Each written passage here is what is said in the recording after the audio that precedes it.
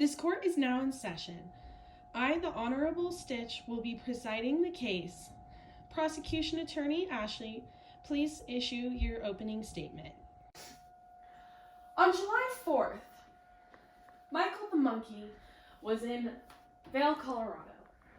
He was at a party with his friends, and everything was going fine on this celebratory night until this man killed Don Donkey. As things started to amp up and everyone started to drink more, Michael left and went into a separate room where Don was residing. He went into the room and killed this poor innocent man who had not done anything. He was sitting there grabbing a White Claw out of the cooler, just trying to enjoy the rest of his night. And because of this man, he will not go home and see his family. He did not make it to the fireworks show, and he will never live another day of his life. Jury, I present to you the evidence of the case. This right here is a fingerprint that was analyzed by forensics and came back matching Michael's prints that were found on a bottle that he was drinking that also matched to his DNA. This is the murder weapon that was found in the room that Michael killed Don in and was analyzed by forensics and came back with his fingerprints on that knife. And lastly, this is a blood sample of Michael's that was found on the body and in the room where the crime was committed. This man committed murder, and because of him, Don will never see another day of his life. This man should be charged with first-degree murder and assault of a weapon. Thank you. Members of the jury, I would like to call my first witness up to the stand. This is Francesca the Frenchie. Francesca, what do you recall on the night of the 4th? On the night of the 4th, I remember walking in to the party. I went to go grab a Truly out of the cooler in a room towards the back. I heard a large thump and I wondered what went on. I heard screaming, so I left because I didn't want to get involved. Later on, I went past the bathroom and I ended up seeing Michael washing his hands in the sink with blood dripping down his hands. Francesca the Frenchie, do you remember seeing Michael in the bathroom? I walked past the bathroom and I saw him in there.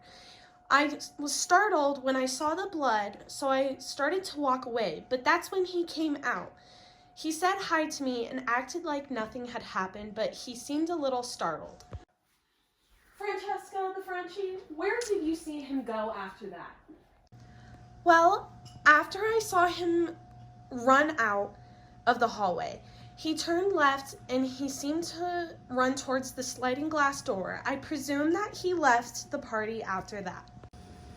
Francesca, did you end up using the bathroom after he had left?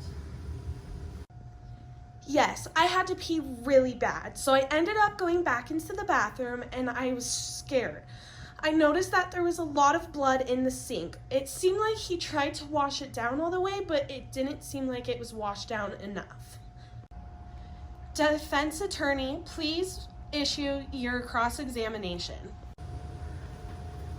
Francesca, on that night, were you drinking? Yes, I was.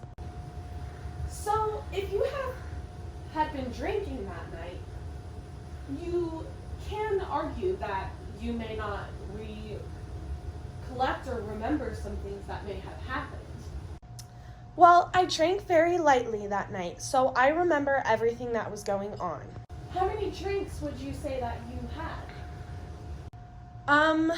I don't know. I had a few shots and I drank a few Trulies. Now, Francesca, due to the legal alcohol consumption, when you drink a few shots, you have enough alcohol in your system that you can't legally drive. Most of the time, depending on whether you're lightweight or a heavyweight, as some may call it, many people don't end up remembering half of the things that happen at this point. Francesca, at what time did you go to bed, or when did you fall asleep? Do you remember blacking out at all? I did not black out. I went to bed after the fireworks show, which was at 12 o'clock. Francesca, when you were walking past and saw Michael in the bathroom, and then you proceeded to go in after later on when he had ran out, when you saw what you suspect to be blood in the sink, could you suppose that it could be something else? What if he had gotten something on his hands? What if he was drinking the jungle juice, as they call it these days, which is usually a mixture of drinks combined, which makes a chaser for alcoholic beverages? What color was that jungle juice? The jungle juice for the evening was red. Then is there a possibility that that jungle juice could have been what was on Michael's hands? Do you know for a fact whether or not it was blood? No. Thank you, Francesca. No further questioning. At this point, if the prosecution had any more evidence or witnesses, they would present it here. Now, at this point, the defense attorney would present their opening statement and evidence to the courtroom. Attorney Angela, please call your witness to the stand. Rainey, where were you on the 4th of July at 8 o'clock? At 8 o'clock on the 4th of July, I was with Michael. We came to the party together, and then we went to the back to grab some drinks.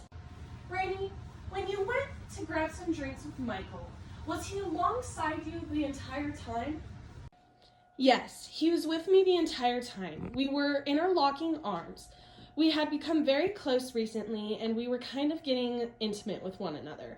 We were together for the most part, and he never left my sight. Rainey, when you went to get drinks with Michael, did you guys end up leaving that room after that?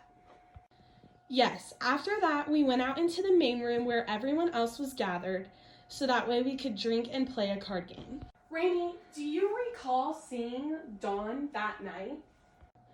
Yes, I did see Don many times. He was very talkative and energetic, and he was hanging out with everyone. Rainey, do you recall seeing Michael and Dawn go down the hallway into a separate room? No, I don't remember seeing them leave or go into a room, for the matter of fact. Rainey, did Michael leave you at some point in the night? Yes, he left for a little while, but it was a very short time. He just went down the hall and in the bathroom and came out shortly after. Rainey, did you see Dawn follow close behind him after that? No, I did not see Don. I presume that he was already down the hallway since he wasn't following after Michael. Rainey, how shortly after did Michael return to you once he had gone to the bathroom? I would say that he came back in 10-15 minutes. Thank you, Rainey. No further questioning. Prosecution Attorney Ashley, please issue your cross-examination. Rainey, so was or was not Michael with you the entire duration that you were at the party? No. I mean, he was with me for the most part, but not entirely. So then could he have gone into another room where Dawn was for that 10-15 minute period that he was in the bathroom? I don't know. All I know is that he went to the bathroom.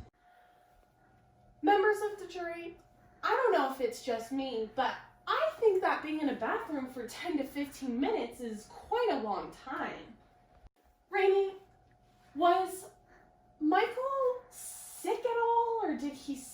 like he was going to throw up or black out due to intensive drinking?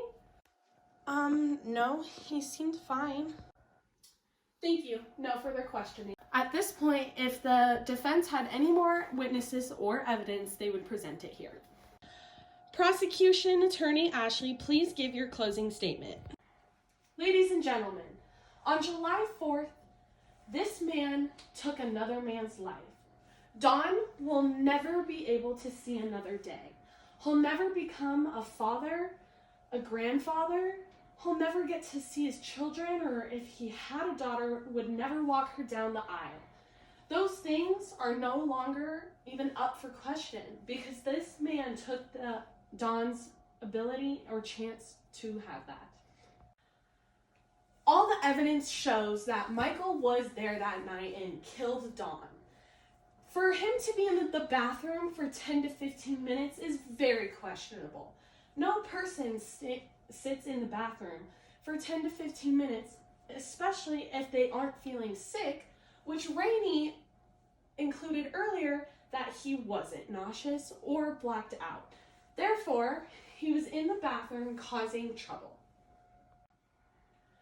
This man should be charged and he should face justice, and Don's family should be able to be brought justice and peace. Thank you. At this point, the defense attorney would also provide their closing statement. Members of the jury, I thank you for your attention during this trial. Please pay attention to the instructions I am about to give you. Under the Constitution and laws of Colorado, you are the finders of the facts in this case. I do not have the right to pass upon the facts or to even express any opinion that I might have as to them, because this is a matter solely for you, the jury, to determine. As jurors, then it is your duty to determine the effect, the value, the weight, and the truth of the evidence presented during this trial. Jurors, please remember, the defendant is innocent until proven guilty. As a reminder, your duty is to objectively consider only the evidence that has been presented, and you must remain impartial. Jurors, please exit the room for further deliberation. Well, what do you guys think? Well, personally, I think that he is guilty. When the prosecution attorney mentioned that you don't spend 15 or 10 minutes even in the bathroom, I absolutely agree. I think he was up to no good. I also agree. I think that Michael is guilty. The reason I think this is because since his fingerprints were found on the weapon, I think that that gives enough evidence for me to show that he is guilty. I agree. I also think that he is guilty. The reason for this being is since Rainey first said that she was with him all night, and then she ended up saying that she wasn't with him all night. Personally, I think that she was just trying to cover it up. I agree.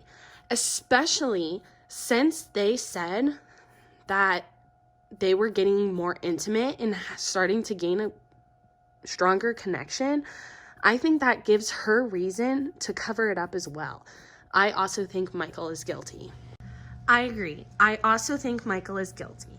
The reason being is that his blood was found in the sink, and I don't believe that it was juice. Juice would go down the drain much easier than blood would. The jury is back from deliberation and have received a verdict. Will the defense and the defendant, Michael, the monkey, please stand? The jury has come to the verdict that Michael is guilty. This case is now adjourned.